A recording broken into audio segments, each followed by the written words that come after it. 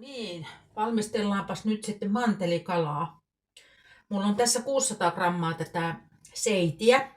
Ja tää on nyt sulanut 3 tuntia mulla tässä huoneen lämmössä. Eli 3 tuntia ollut huoneen lämmössä sulamassa. Ja nämä 4 oli paketissa, niin tää on pikkusen vielä jäistä. Mutta mä voitelen nyt tämän vuuan tässä. Eli mä paistan sen tämmöisessä lasivuokassa. Vanha vuoka, mutta vielä toimii. Mä oon saanut tän häälahjaksi joskus aikoinaan. Eli yli 30 vuotta sitten. Pyreeksi vuokani niin on kestänyt hyvin, mutta onhan siellä jo tummumia tullut, mutta ne ei enää lähde tiskikoneessakaan pois. Nyt on vuoka voideltu. Ja sen jälkeen maustetaan vähän. Mä pyyhin pikkusen kosteella noita, on tommosen ritilän päällä, noi seipalat. Eli mä pikkusen painelen enimpiä nesteitä pois. Nää on ihan sulat täällä takana.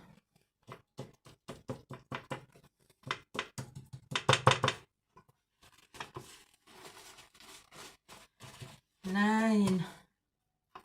Ja nyt ennen kuin itse asiassa nyt mä voin kääntää jo ja tätä vielä kuivataan tuolta toiseltakin puolelta.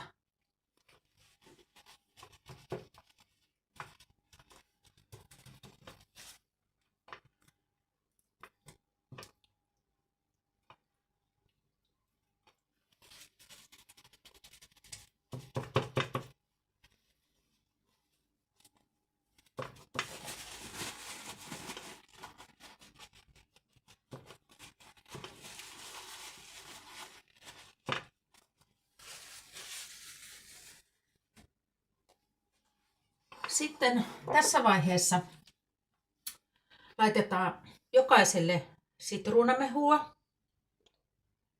Ihan tästä vaan. Näin. Suolaa.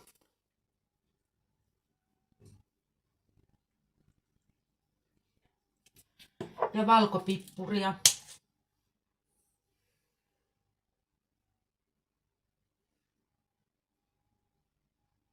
Näin. Ja tilliä.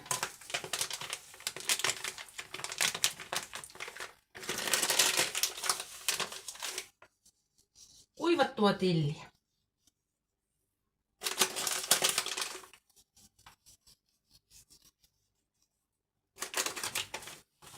Näin. Ja nostellaan tänne vuokaan maustepuoli alaspäin.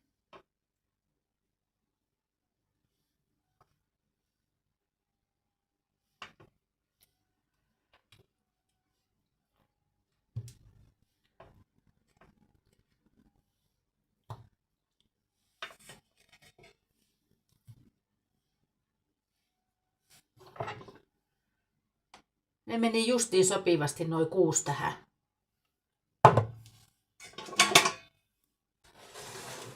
Sitten maustetaan nämäkin.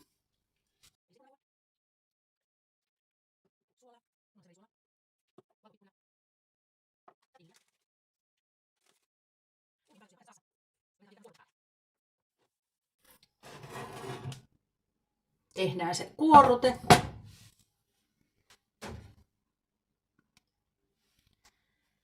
Ja tähän tulee yhteensä 3 desiä kuohukermaa. Voi laittaa tavallistakin kermaa. Tässä on 2 desiä. Se meni sinne.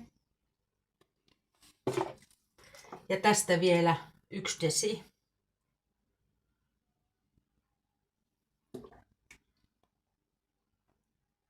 Siinä olikin 3 desiä yhteensä kuohukermaa. Ja Tämän mä olen itse kehittänyt. Mä rakastan nimittäin kalaruokia ja kun kala on kallista, niin mä oon jo siis varmaan 30 vuotta sitten tämänkin ohjeen itse kehittänyt.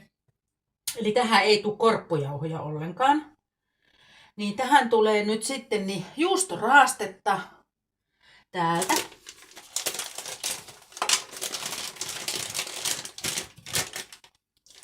Ja sitä laitetaan, tässä on 250 grammaa, tähän laitetaan 1,5 desiä juustoraastetta. Antaa mennä 2 desiä. 2 desiä meni juustoraastetta.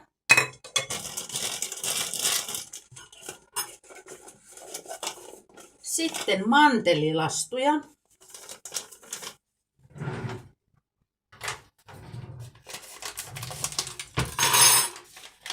Puolitoista desiä. 1. Laitetaan vielä tästä toisesta vähän.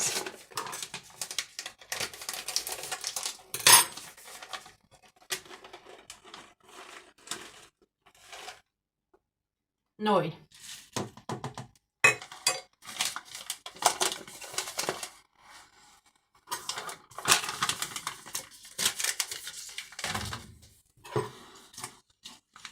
Purjo meinasi unohtua, mutta toi purjo leikataan vielä tohon kalan päälle. Ei tänne, vaan kalan päälle.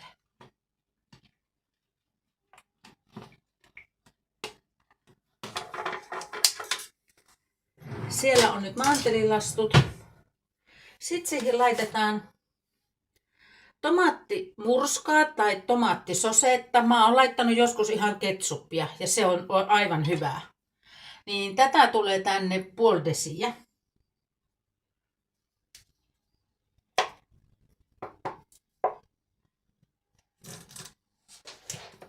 Oho, sieltähän lipsahti. Olisi voinut olla vähän isompi aukko. Minä laitan tämän kaikki. Sinne meni 1 desi tomaattimurskaa.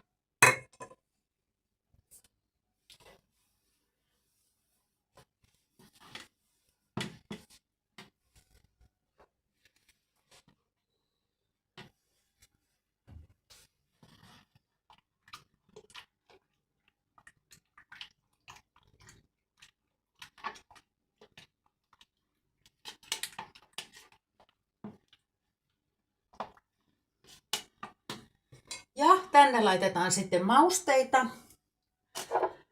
Paprikaa, savupaprika kanssa kävisi oikein hyvin, mutta minä laitan ihan tavallista paprikajauhetta, 0,5 teelusikallista.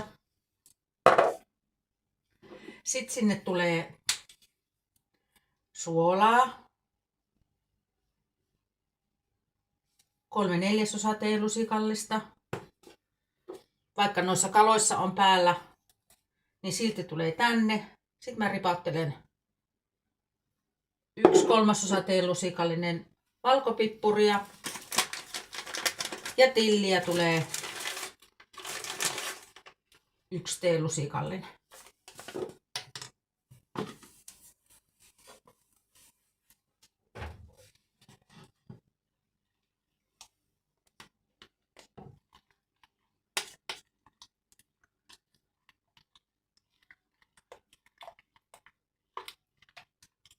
Pilkotaanpas sitten vielä toi purjo.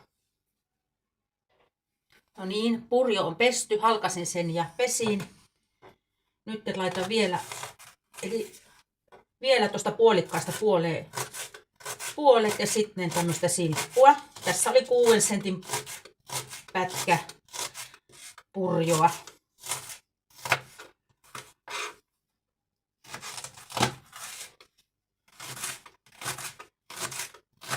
Tämmöisellä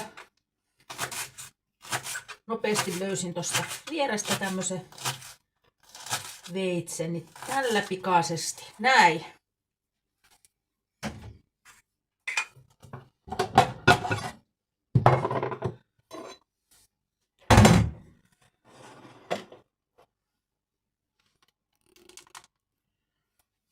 Sitten laitetaan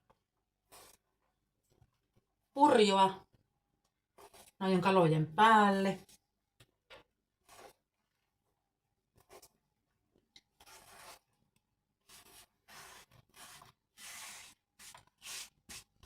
Noin.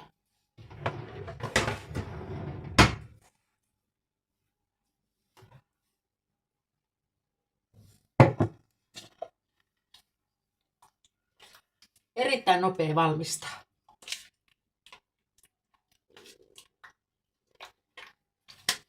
Mäpäs maistan vähän sen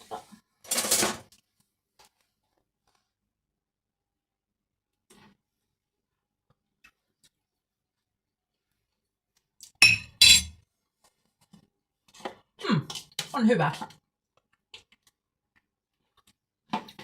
Sitruunamehua laitan vielä tännekin.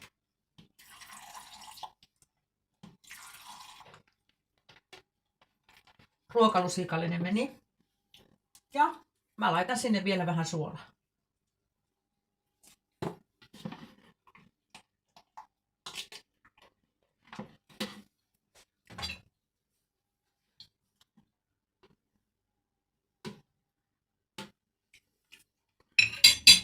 No niin, nyt on hyvä.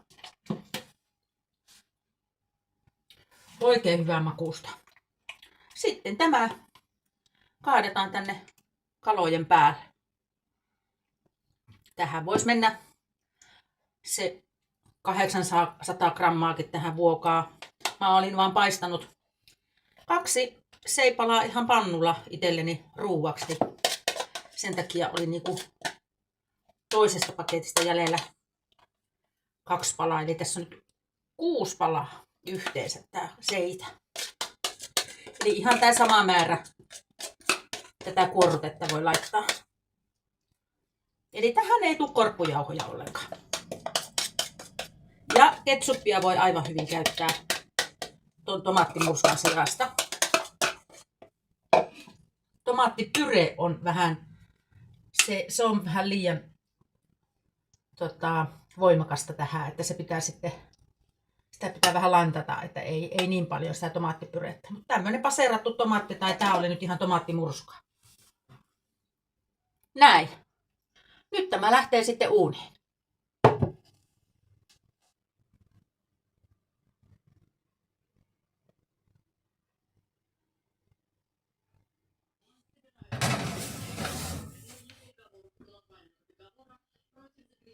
No niin, nyt on ollut 25 minuuttia tuolla uunissa tämä. Ja mä lisään tähän päälle vielä vähän se mantelilastuja siellä on.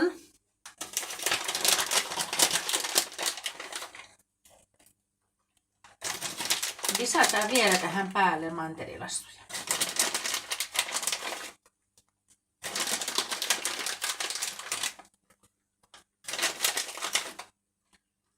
Näin. Ja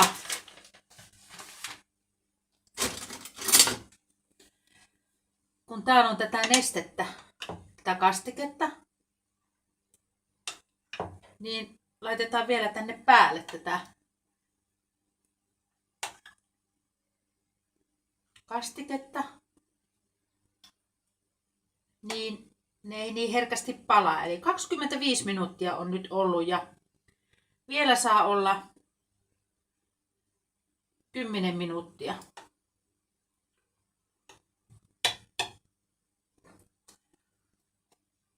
Ja tässä vaiheessa mä otan uunin pois päältä. Eli uuni on nyt pois päältä ja mä laitan vielä uuniin 5-10 minuuttia.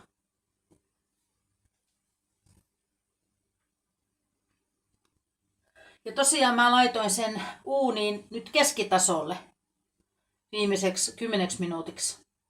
Ja tuolla kiehuu perunoita. Uunin keskitasolle. Näin. Nyt on kala ollut sen 10 minuuttia, oli vielä sen jälkeen kun lisäsin noin mantelit.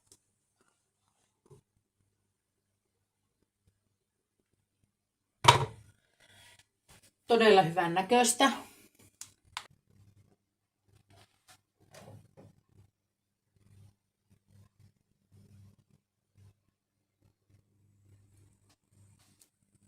Ja nyt laitetaan sitten vielä folion alle vetäytymään. Ja saa vetäytyä siellä ainakin 50 minuuttia. Näin.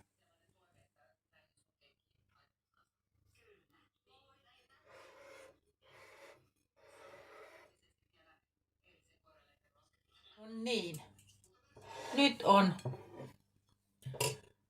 mantelikala valmis. Siis tää on kyllä niin hyvä kuin voi olla. Ja tämä oli 20 minuuttia mulla vielä tuossa folion alla. Niin se saa siellä vetäytyä ja pysyy lämpöisenä. Ja ei ole kuivaa kalaa. Kun oli sen 25 minuuttia 200 asteessa. Ja sen jälkeen laitoin sitä mantelia vielä tuohon päälle ja otin uunin pois päältä. Ja annoin olla vielä 10 minuuttia uunissa. Sen jälkeen laitoin folion päälle, annoin vetäytyä. Niin tämä on täydellistä. Ja tämä kastike, mitä täällä on, niin tämä on niinku ihan parasta. Että mä voisin siis syödä tätä kastiketta pelkästään tämmöisenä. Tämä on niin hyvä. Tämä on hyvä. Sitruunaa, tilliä, kermaa, juustoa. Ai.